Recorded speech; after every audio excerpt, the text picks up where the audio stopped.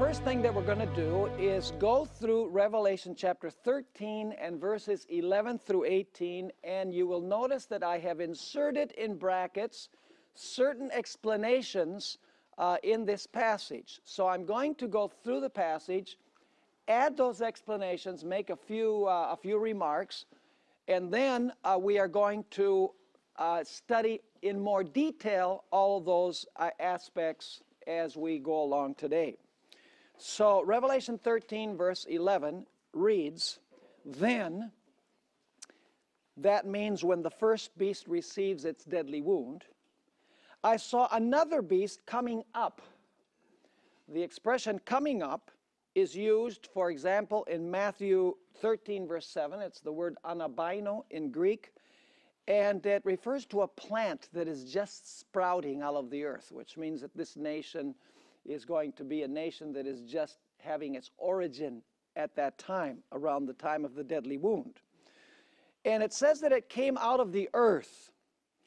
This is a different place than the first beasts. The first four beasts come out of the waters, out of the sea. But this beast must rise in a different place because it comes out of the earth. And then we are told that he had two horns like a lamb. Now, in the book of Revelation, the word lamb is used a total of 29 times. And I believe in every reference, the word lamb refers to Jesus Christ. At least in 28 of the references, indisputably, it refers to Christ. And here, I believe that it is related to Christ. It has to be, because the word lamb in Revelation refers to Jesus. But you'll notice here that it says that he had two horns like a lamb. In other words, there's some Christ-like feature about this beast. But he spoke like a dragon. And as we've studied, and we'll also study today, the dragon is a symbol of Satan working through what? Working through Rome. So somehow this beast is connected with Rome, because the dragon attempted to kill the male child. That's Satan working through Rome. Then that dragon beast gave its throne, its seat, and authority to the beast, the sea beast, and it rules by the authority of Rome. So if this beast speaks like a dragon, it must be speaking not only like Satan, it must be speaking like what? It must be speaking like Rome. So this beast is related to Rome in some way. Verse 12. "And he exercises," says, "all the authority of the first beast in his presence." Now, in his presence, according to those experts in the meanings of words in the New Testament, means at the first beast's commissioning, or on behalf of the first beast. So this beast is somehow related not only to Rome, it's related to the first beast of Revelation 13, the beast that we studied about in our last several classes. So it says he exercises all the authority of the first beast in his presence and causes. Causes is a word that in this context means that it uses what? It uses compulsion. It obligates. It does not persuade. It practices compulsion. So it says, and causes the earth. We're going to notice especially here the earth refers to the United States. But we're going to notice that the whole world is involved as well. So it says the earth and those who dwell in it to worship the first beast whose deadly wound was healed. In other words, this beast commands everyone by compulsion to worship the sea beast that we studied about in our last classes. Then verse 13, he, that is the land beast, performs great signs, so that he even makes fire come down from heaven on the earth in the sight of men. This is reminiscent of the story of Elijah, who made fire come down from heaven, and also Pentecost, where you see the tongues of fire on the day of Pentecost. So somehow this beast is going to bring a counterfeit revival of the Holy Spirit. Verse 14, and he deceives those who dwell on the earth by those signs which he was granted to do in the sight of, once again the same expression, in the sight of or at the commissioning of the beast. Telling those, and the NIV translates this, he ordered them. So this is an order. This is not a command. This is a command. It's not simply a suggestion.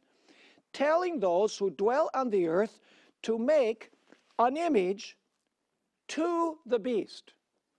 Now, the preposition that is used here, to the beast, is in the dative case in Greek. That probably doesn't mean much to you. But basically, when it's in the dative case, it means in honor of the first beast. So in other words, it makes an image in honor of the first beast.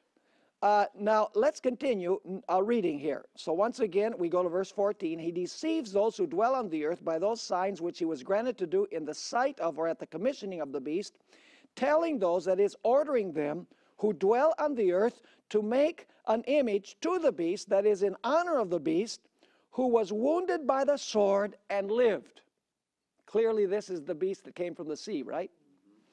Verse 15. He, that is the first beast, this is the first beast in the light of Ellen White's comment in Spalding McGann, pages 1 and 2, which is at the very end of this material that we're going to be studying. He was granted power to give breath to the image of the beast. Now, here, of is in the genitive case, which means that he makes an image of the beast, a replica of the beast. He's not making an image in honor of the beast, but he's making an image as a replica of the beast. So he's doing both things.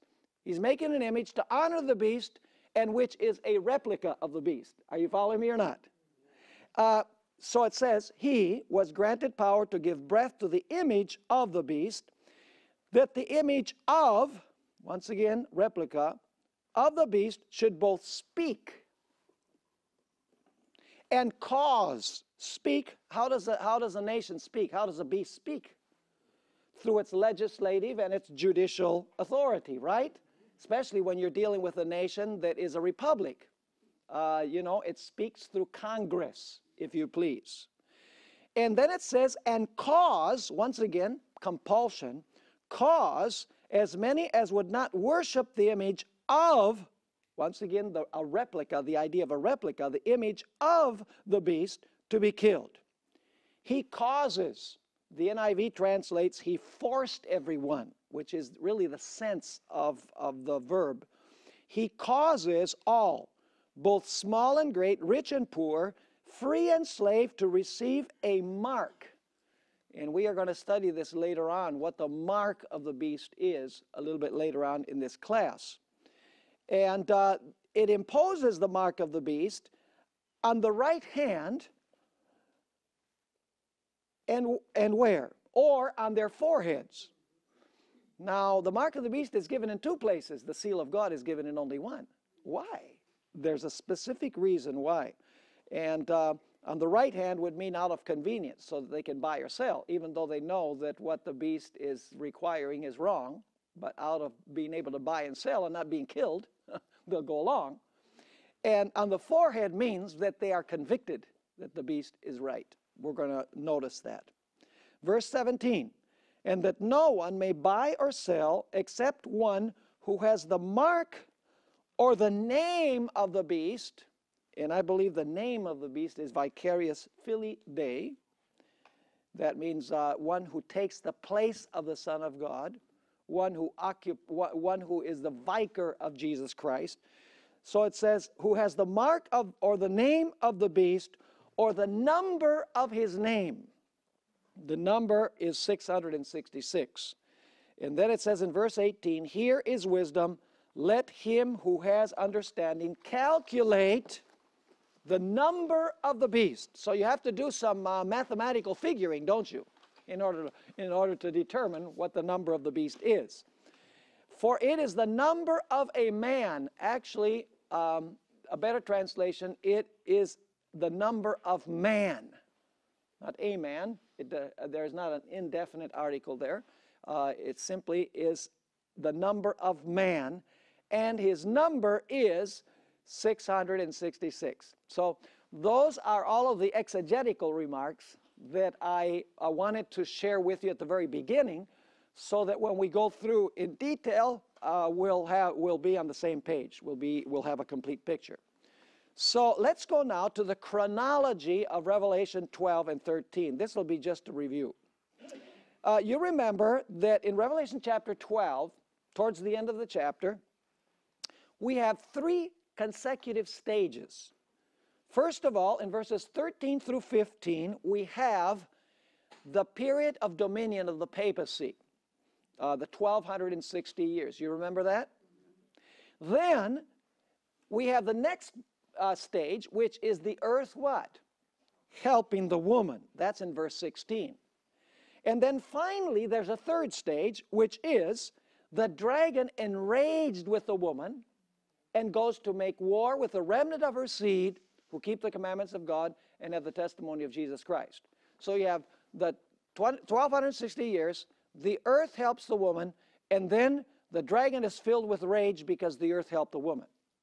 Now, Revelation 13 has the same basic sequence. In Revelation 13, verses 1 through 10, we have this sea beast that rules 42 months, the same time period. Then, in the second place, we have a beast that rises where? From the earth. Is that in the same place in the sequence? Now a nation is rising in that territory that was spoken of in Revelation chapter 12. So it says a second beast rises from the earth, and then we are told that it what? It speaks like a dragon. Is that the same sequence of Revelation 12? Yes. So basically, Revelation 13 is an amplification of Revelation chapter 12. Raise your hand if you understood what I'm saying here. Praise the Lord. You're great students. Now, let's make some exegetical remarks. We've already mentioned some of these, but let's specify a little bit more. The word earth in Revelation 13, 11 to 18 has a restricted meaning in this chapter. In context, it applies primarily to the geographical territory of the United States. You say, why would that be? Well, because the beast rises from the earth. And the earth, we're going to notice, is the territory of the United States. So when the word earth is used, it refers to what? It refers primarily to the United States, although we know the whole world is going to wander after the beast. But the emphasis here is something that is happening where? In the United States of America. The expression coming up is used in Matthew chapter 13, verse 7 to describe weeds that sprout up from the earth, which means that this beast, in Revelation 13, verse 11, when John sees this beast, it is just sprouting up. It is beginning its existence. As we shall see later in our study, the dragon is a symbol of Satan working through the instrumentality of Rome. The dragon in the book of Revelation is always identified with different stages of Rome. Rome tried to kill Jesus. Papal Rome persecuted the saints of the Most High during the 1260 years. So if the beast at the end speaks like a dragon, it must be acting like Rome did when it tried to kill Jesus and like Rome did during the 1260 years. Are you following me? Now the word lamb is used 29 times in the book of Revelation. In 28 of those 29 times, it refers indisputably to Jesus Christ. And we will also see that it is closely related with Jesus Christ also in Revelation chapter 13 and verse 11. Another important point is that the expression "and spoke like a dragon" can legitimately be translated in 2 different ways. It can be translated, "and it spoke like a dragon," or it could be translated, "but he spoke like a dragon." Now, both of these translations complement one another. The first translation would indicate that the land beast has 2 horns like a lamb, while at the same time it speaks like a dragon. It had 2 horns like a lamb and spoke like a dragon. So it has the 2 horns, but at the same time it speaks like a dragon. The second translation would be a contrast. Even though it has 2 horns like a lamb, it speaks like a dragon. In other words, a contrast rather than emphasizing that it's doing this while it has the 2 horns like a lamb. Now, it bears noting that the land beast does everything to honor and impress the first beast. Did you notice that in this passage? It's like this, the destiny of this second beast is to help the first beast in every way. Notice all of the evidence from this passage. First of all, we are told that the land beast exercises all of the authority of whom? Of the first beast. We're also told that the land beast, I shouldn't say lamb beast, but the beast with lamb-like horns, actually commands everyone to what? To worship the first beast. Everything it does at the commissioning of the first beast, or on behalf of the first beast. The expression is used in the sight of the beast. This beast from the earth imposes the mark of the beast. It also makes an image of the beast. And it gives a death decree against those who do not worship the image of the beast. Somehow I get the impression that this second beast wants to honor the first one. In other words, this second beast is closely linked with the first beast. Now, if the first beast is papal Rome, does the second beast have any relationship with papal Rome? Of course. That's why it speaks like what? Like a dragon. That's right. Now, according to the best lexicons, those are dictionaries, the expression in the sight of the beast means at the commissioning of the first beast. Thus, this second beast is the first beast's agent or puppet. The word cause, this is an important point, that is used throughout the passage indicates that this land beast will use force to compel those who dwell on the earth to render honor to the first beast. That is to say, this beast will not persuade people to worship the beast, but rather will compel them to do so. Now, the word that is used for cause is the Greek word poieo. And technically, this word means to make. In many contexts, it's a neutral word. It simply means to make. It doesn't mean to compel. So why do we believe that in Revelation 13 it means to compel? Because in Revelation 3, verse 9, it is used in that sense in the book of Revelation. In Revelation 3, verse 9, where God says that he will make the synagogue of Satan come and worship before the feet of God's people. So does that mean that God is going to force the synagogue of Satan to come and do that? Absolutely. And so in Revelation, the sense of this word means to compel. And many modern versions have caught that nuance, and they don't simply say the beast makes people do it. Rather, the expression is used, will compel them to do so, because force is going to be used. Then the next paragraph, the sign of the land beast bringing fire down from heaven is reminiscent of Elijah when he brought fire down on Mount Carmel. I wish we had time to amplify that specific point, the fire that fell on Mount Carmel. You know, that really represents the final loud cry of God's people on earth. And the fire represents the power of the Holy Spirit. And when the fire falls, and Elijah says, if the Lord is God, follow him, and if Baal, follow him, and the fire is united with Elijah's message, the people say, the Lord, he is God. The Lord, he is God. So in the final loud cry, are there going to be many people who are going to say, the Lord, he is God, by the fire that falls down from heaven? Absolutely. You know, we would have to look at the whole Elijah typology in order to get the complete picture of this. But also we had tongues of fire when? On the day of Pentecost. So is the fire related to the power of the Holy Spirit? United with a message? Absolutely. Now another backdrop behind the story of the beast, his image and his mark, and the number 666 is found in Daniel chapter 3. It's as subtle as a freight train. That Revelation 13, 11 to 18 is related to Daniel 3. You say, why? Because you have a beast. By the way, Nebuchadnezzar lived for a while like a beast, didn't he? And he raises up an image, and he commands everyone to worship the image, and whoever doesn't worship the image will be killed. And the image is made of what? Of gold. It's in honor of the sun god Marduk that this image that Nebuchadnezzar has made, and he's commanding everyone to worship on pain of death. Is that the picture we have in Revelation 13, 11 to 18? Of course. The beast raises an image. He commands everyone to worship. Whoever doesn't worship will be what? Will be killed. So you know that in the background of Revelation 13, you have to understand the story of Daniel chapter 3. And I would also add Daniel chapter 6.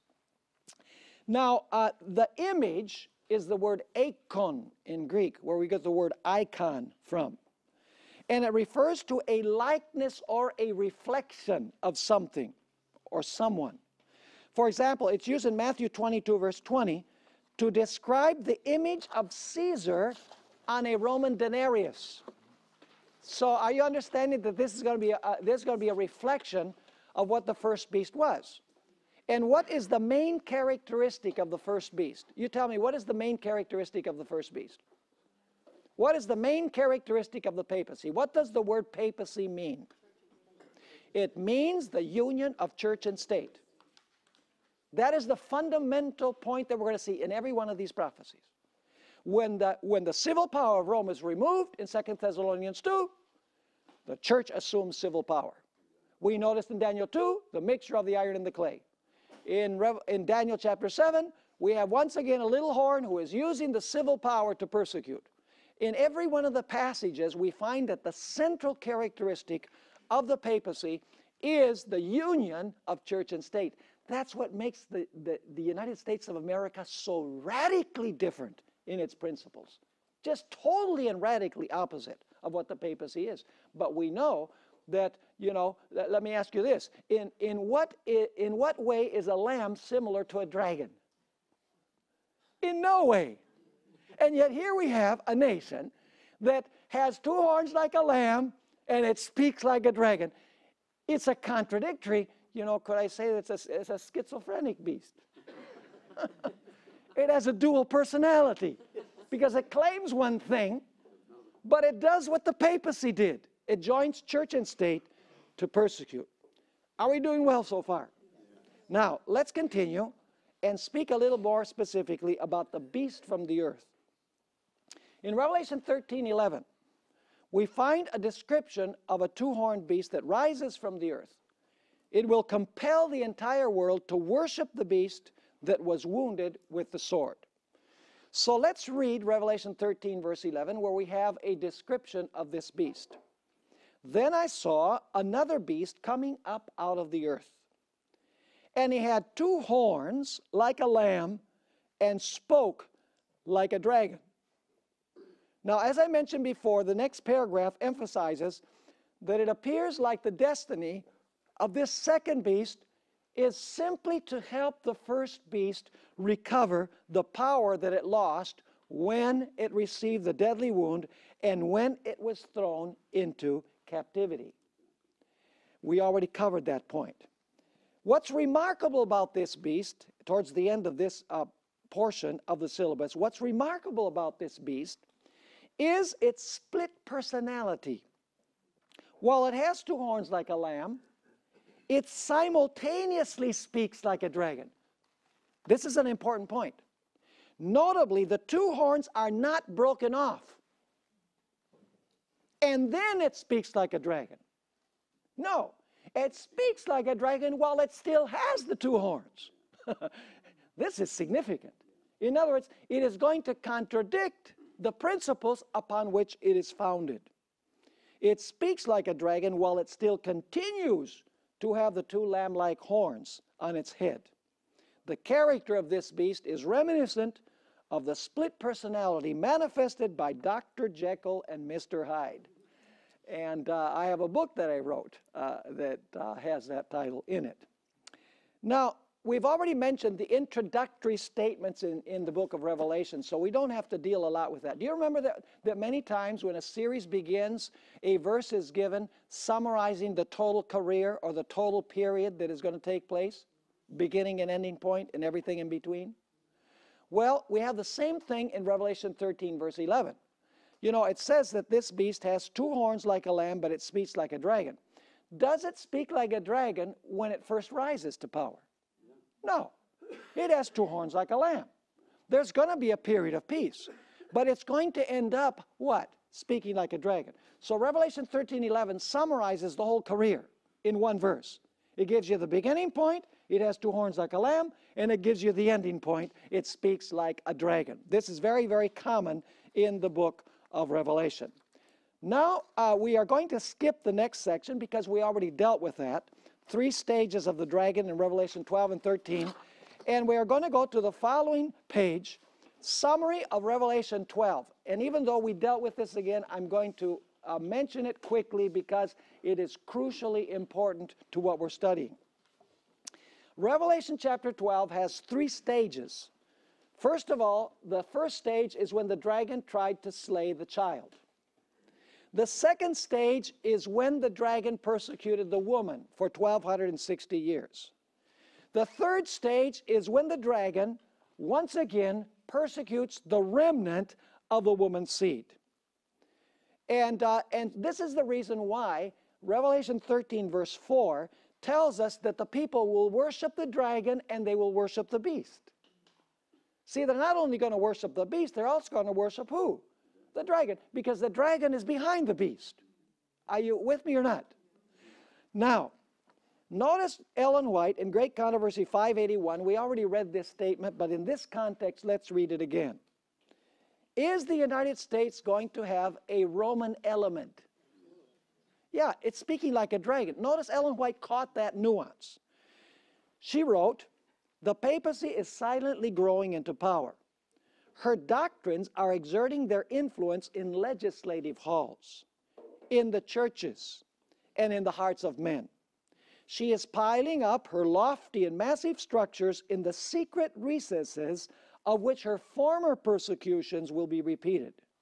Stealthily and unsuspectedly, she is strengthening her forces to further her own ends when the time shall come for her to strike. All that she desires is vantage ground, and this is already being given her. We shall soon see and shall feel what the purpose of the Roman element is. Whoever shall believe and obey the word of God will thereby incur reproach and persecution." So are we to expect a Roman element at the end of time? Yeah. Absolutely.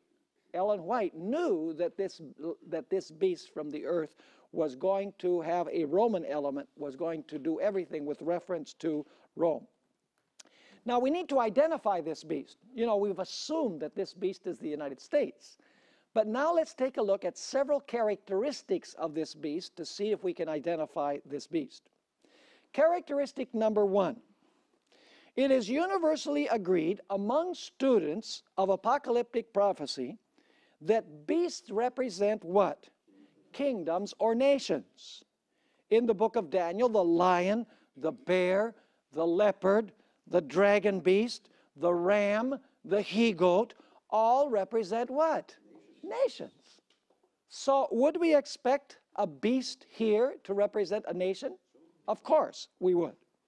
The noted Bible commentator Adam Clarke wisely remarked about this beast the following: as a beast has already been shown to be the symbol of a kingdom or empire, the rising up of this second beast must consequently represent the rising of another empire. Does that make sense? Absolutely. So this must be a nation, or it must be an empire. Characteristic number 2. The historical flow of Daniel 7 and Revelation 13, 1 through 10, reveals the time when this beast would arise. You say, what do you mean?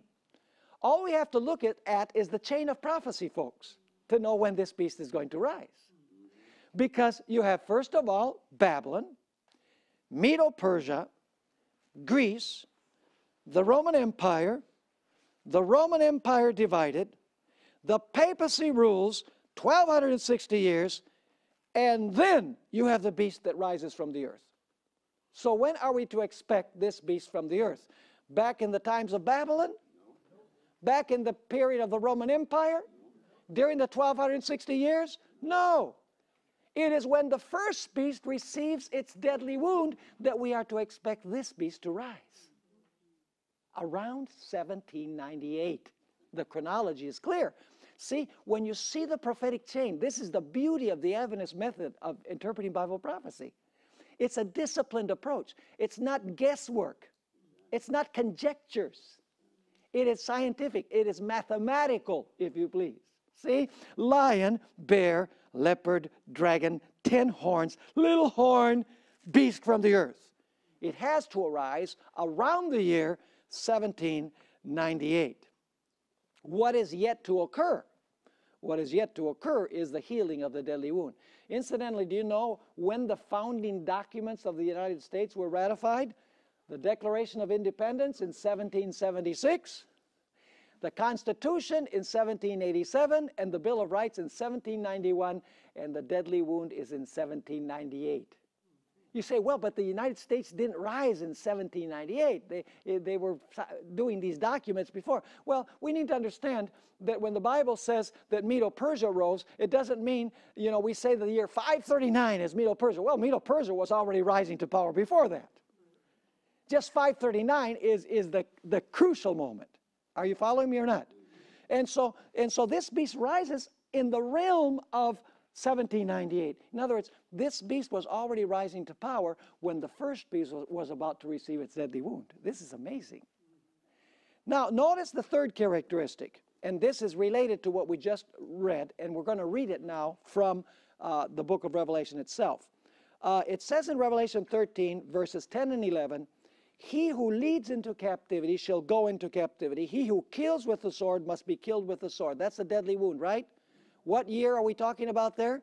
1798. And now notice, here's the patience and the faith of the saints then. So when the first beast goes into captivity and receives a wound with a sword, it says then. So do we have a historical reference as to when this second beast is going to rise? Yes. Then I saw another beast coming up out of the earth, and he had 2 horns like a lamb and spoke like a dragon. Are you catching the characteristics? You know, we're not guessing here. You know, or say, well, the land beast, let's see, that might be ISIS. It's all guesswork. You know, every time a nasty individual appears on the scene, evangelicals begin saying, well, maybe, I even have a book where they said that Saddam Hussein was the Antichrist because he was rebuilding Babylon, literal Babylon. Well, so much for that theory. Unless he's going to resurrect from the dead. And he will in the second resurrection. Yeah. Notice characteristic number 4. The earth must represent a sparsely populated area, because all of the other beasts arose from the sea of multitudes, nations, tongues, and peoples. In Revelation 13:11, there is no reference to waters, there is no reference to winds, or to savage beasts.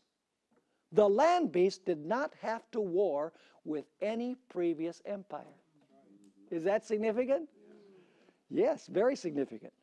In fact, Daniel J. Burstyn, who was many years the librarian of the Congress of the United States, in his 1975 Wreath Lectures, said this: "The vacancy of North America was to prove to be its peculiar promise to the world. Emptiness was America's special fertility." What does emptiness mean? That there was a scarcity of population, is what he's saying. Characteristic number 5. We're told that this power was just rising around 1798. It had not reached the apex of its power. It says that it was coming up out of the earth. Matthew 13, verse 7 tells us what coming up means. It says there, speaking in the parable of the sower, "And some fell among the thorns, and the thorns," what? "Sprang up and choked them." So this nation was just springing up around the year 1798. Notice what G.A. Townsend had to say in the New World compared with the Old. "The history of the United States was separated by a beneficent providence from the wild and cruel history of the rest of the continent. And like a silent seed, we grew into an empire." Like a silent seed. See, the little seed is planted. Like a silent seed, we grew into an empire. Let me ask you, did this power, after it just was sprouting in 1798, did it become a global power? You better believe it did. Let me ask you, the little horn, was the little horn little at first? Did it become greater than its fellows? You can read it in Daniel chapter 7 and Daniel chapter 8. See, the little horn, actually in the Hebrew it says, a horn that grew from littleness. But did it stay little? No. This beast was just rising in 1798, but boy, it was going to grow into a world superpower. Characteristic number 6. The 4 beasts of Daniel 7 arose from the sea. The first 2 beasts were Asiatic powers, Babylon and Medo-Persia. The next 2 beasts were European powers, Greece and Rome. The land beast with lamb-like horns could not then rise in Europe or in Asia. Because if they'd risen, if the beast had risen in Asia or Europe, we would have been told that it rose from where? From the sea, of course. The beast with lamb-like horns rose from the earth, and thus it must have risen in a different place than the first 4 beasts. The fulfillment of prophecy seems to move from east to west. So this nation must arise further west than the nations of Daniel 7. Let me ask you, what is west of Europe? Do not tell me it's the Atlantic Ocean. It is America that is west of Europe. Characteristic number 7. The territory in which this nation later arose provided what? Refuge for the woman who was persecuted by the sea beast during the 1260 years. So did the earth exist before the beast came up from the earth? Sure. Did the earth provide refuge for the woman who was persecuted in Europe before this was formed into a nation? Yes, we noticed that yesterday. Characteristic number 8. Whereas the beasts of Daniel 7 ruled in succession, the land beast is contemporaneous or coexistent with the sea beast, but the sea beast is much older. You know, with the first beast, each beast falls, right? Yeah. Ceases to rule.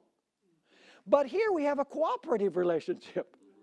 The first beast, its wound is healed by the help of the first beast, and then they work together. Is that an important characteristic? Very important. But the second beast is a lot younger than the first beast, right? Because it's after the first beast has ruled 1260 years and received a deadly wound that this young beast rises. And the problem is the young beast does not have the wisdom of the first beast. And so it gets hoodwinked. It gets fooled because it thinks it knows so much. You know, the United States, we think we know everything. But we know absolutely nothing when it comes to this. Because Ellen White says the papacy has over 1,000 years of experience. The papacy, she says, can read what will be because of the experience that it has had. Not that the papacy can read the future, but it can read the future because it knows it has a trajectory in the past. And the United States does not have that. Characteristic number 9. Later in its history, this nation would grow into a worldwide superpower. Economically, because it would forbid to buy and sell. Militarily, because it would enforce the mark of the beast on pain of death. And politically, because it would lead all nations of the world to worship the first beast. Now look at the population of the United States to see if this nation has grown from littleness. 1701, the United States had 260,000 population. Oh, for those days. In 1776, when the Declaration of Independence was ratified, we had 2.8 million. In 1800, the United States had grown to 5,236,000. In 1900, 100 years later, the United States had 76,212,000. In 1950, just 50 years later, the United States had grown to 151,325,000. And between 1950 and 2016, which is 66 years, it has grown from 151 million to over 340 million population. I would say that's growth. Finally, the last characteristic is what is going to engage us for the rest of this period and probably the rest of the morning. This beast has two horns like a lamb, but it ends up speaking like a dragon. So we need to take a closer look at the two horns, because I believe that this is the most important characteristic to identify this power. Now, have we given enough evidence that this would be the United States? I think we've given plenty of evidence. But this is the most important characteristic, and we're going to take quite a while to deal with the two horns like a lamb. Now, Seventh-day Adventist interpreters have been accused of being inconsistent because they teach that the two lamb-like horns in Revelation 13:11 represent two principles upon which the United States was built: civil and religious liberty. While they teach that horns in other places represent what? Kingdoms. And so even theologians within the Adventist Church say, Adventists, you know, they're all messed up when they study Bible prophecy, because some places they say that the horns represent principles, and in other places they say they represent kingdoms. They're inconsistent. But we shall find in our study that there is really no inconsistency at all. As we proceed, so this is one of the inconsistencies in people's brains, because they don't study things carefully. As we proceed in our study, we will see that the principles of civil and religious liberty are based upon the idea of two distinguishable and separable kingdoms in one nation. So the idea of civil and religious liberty, behind that, the foundation is the idea of church and state functioning separately. The state would be civil liberty, and the church would be religious liberty. So there's no contradiction, really. Adam Clarke had it straight, this old Bible commentator. He said, not old in age, but he wrote 150 years ago at least. It says, as the seven-headed beast is represented as having 10 horns, which signify so many kingdoms leagued together to support the Latin church, so the beast which rises out of the earth has also two horns, which must consequently represent two kingdoms. Is he consistent? Of course. For if horns of a beast mean kingdoms in one part of the apocalypse, kingdoms must be intended by this symbol whenever it is used in a similar way in other parts of this book. Nice way of putting it. So the two horns must represent two kingdoms. Now say, do we have any biblical foundation for what Adam Clarke has to say? Of course we do. The closest parallel to Revelation 13 verse 11 is found in Daniel chapter 8. So let's go to Daniel chapter 8, and we'll read verse, first of all, verse 3, and then we will go to verse 20. It says there, then I lifted my eyes and saw, and there standing beside the river was a ram. Only one beast, right? A ram, one beast. Which had what? Two horns. So do we have a beast with two horns in Revelation 13? Yes. Do we have one in Daniel 8? Would we think that the meaning of the horns would be similar in both contexts? Of course. Now, and it says the two horns were high, but one was higher than the other, and the higher one came up last. And then comes the explanation at the end of the chapter. The ram which you saw, having the two horns, they are the kings of Media and Persia. So the two horns represent two kingdoms within one nation.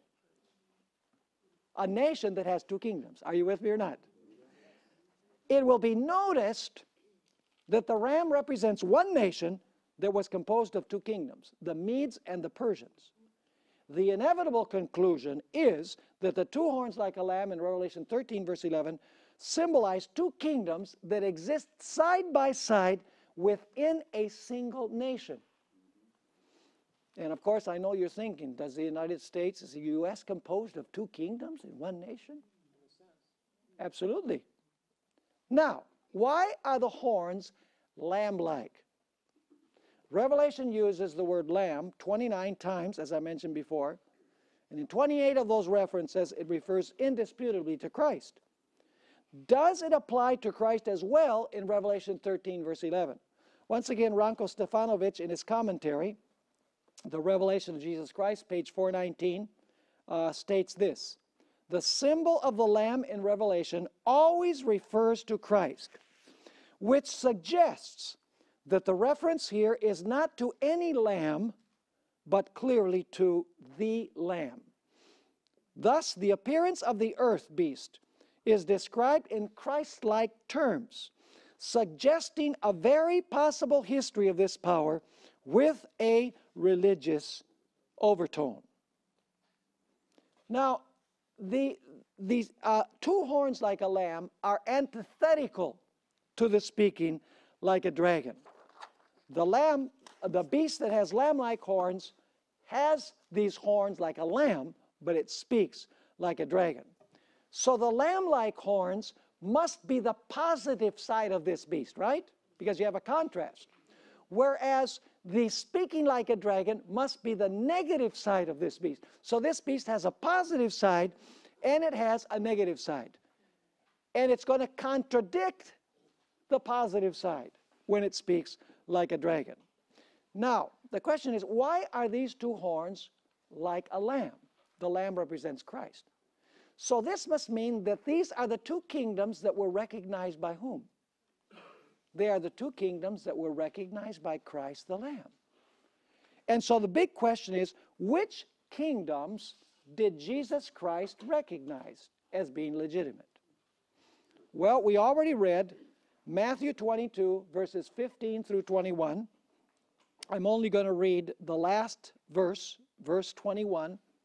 And he said to them, "Render therefore to Caesar the things that are Caesar's, and to God the things that are God's." Which two kingdoms did Jesus, the Lamb of God, recognize? He recognized the kingdom of the state and the kingdom of the church. Now here's the question.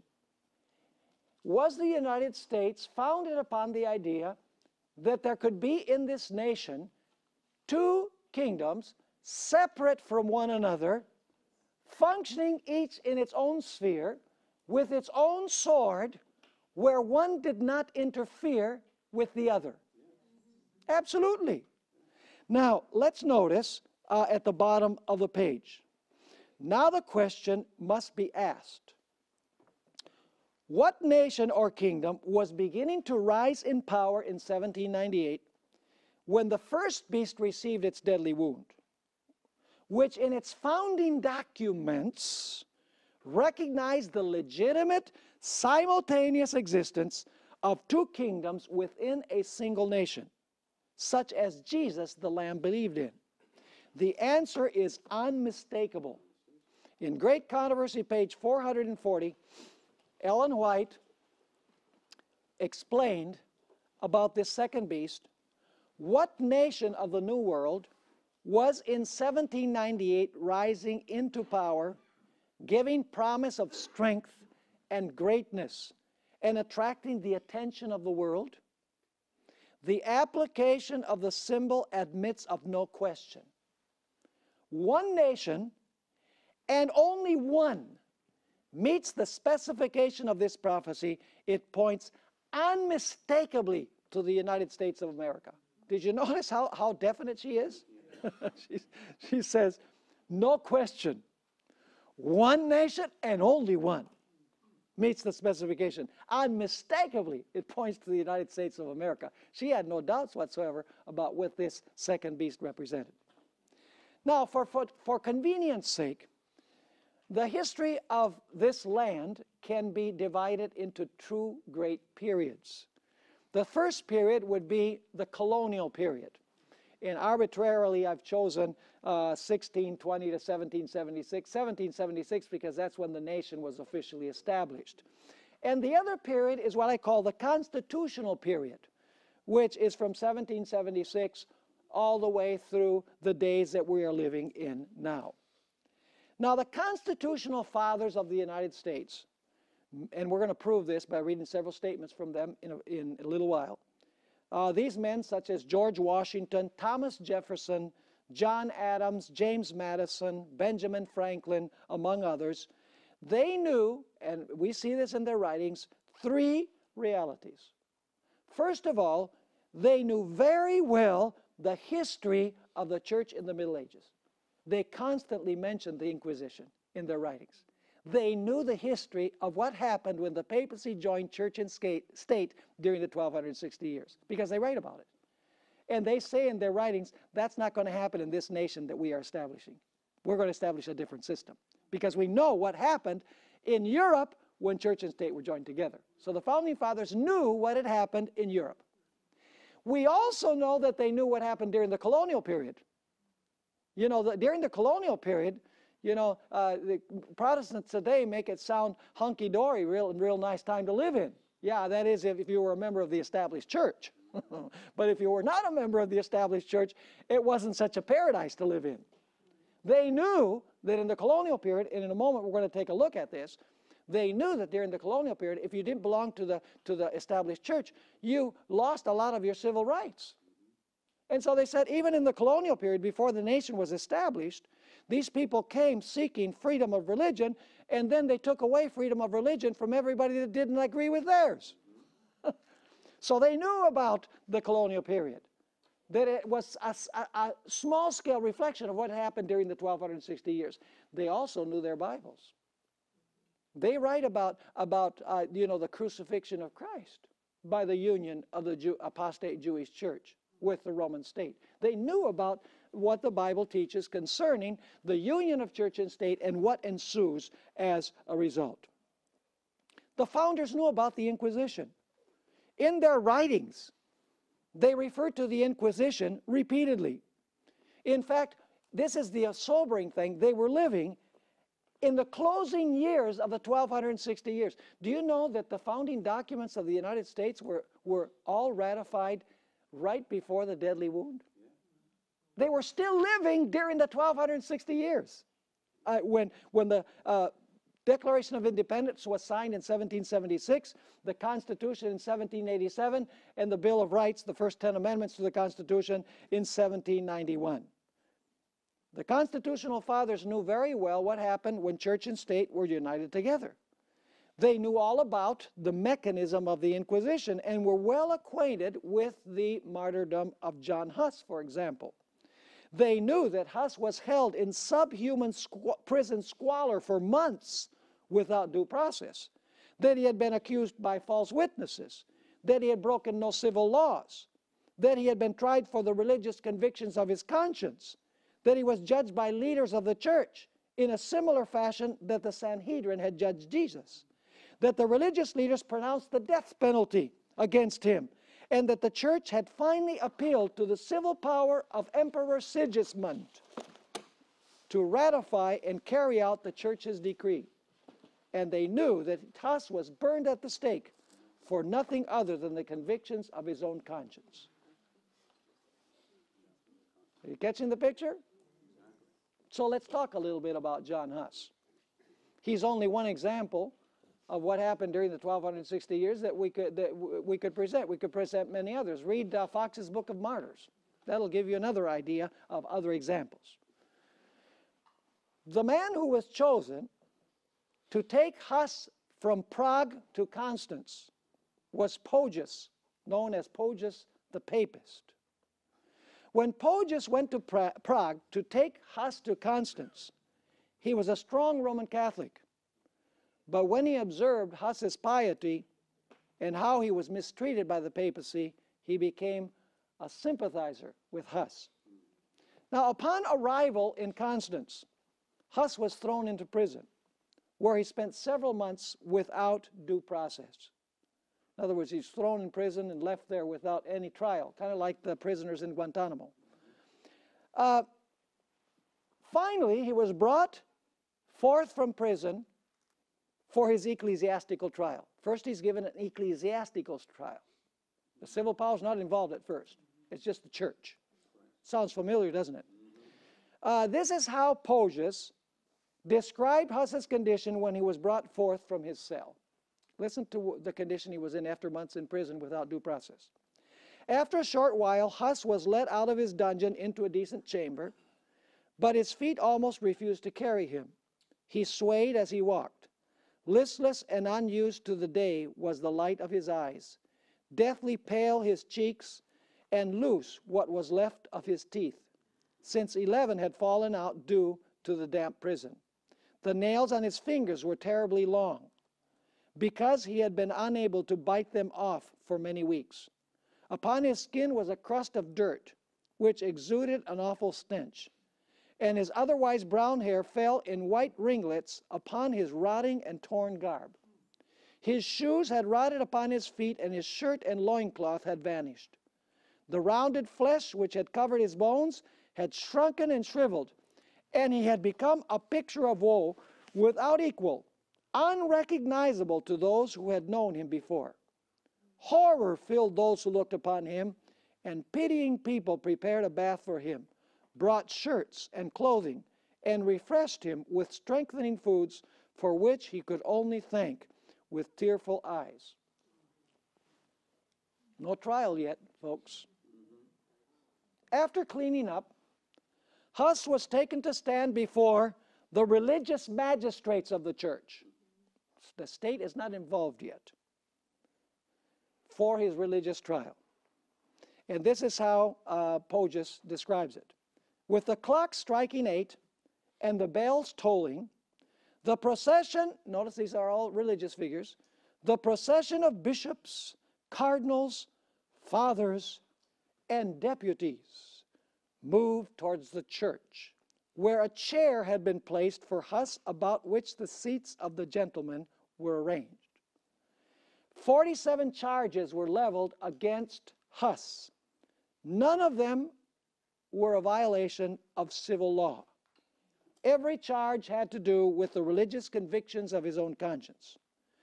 According to Poggius, when Huss attempted to present his defense, the religious leaders shouted, much like a mob, and tried to muffle the voice of Huss.